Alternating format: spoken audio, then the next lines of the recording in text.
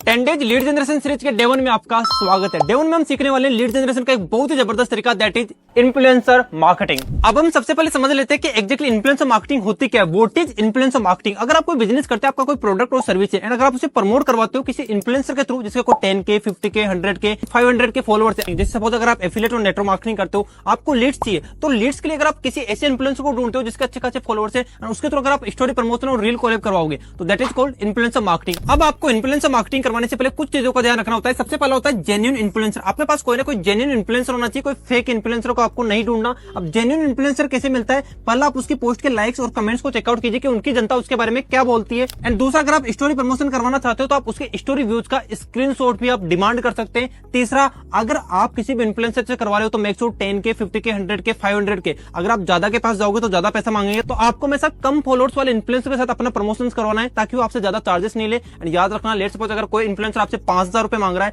तो उससे बार्गेनिंग पक्का करनी है। उसको बताना है आपको 2000 रुपए। अगर कोई मांग रहा है आपसे 1000 रुपए तो आपको उससे बोलना है 700 रुपए, 500 रुपए। एंड एक्जेक्टली आपको इन्फ्लुएंसर को क्या मैसेज करना होता है, एंड उसके अलावा कुछ टिप्स एंड ट्रिक्स मैंने कैप्शन में भी दे रखा है, तो कैप्शन को जरूर पढ़िएगा। एंड इस वीडियो को अभी सेव कर लीजिए एंड अपने सारे टीममेट्स के साथ शेयर कर दीजिए। मैं मिलता हूं आपको डे 2 के अंदर।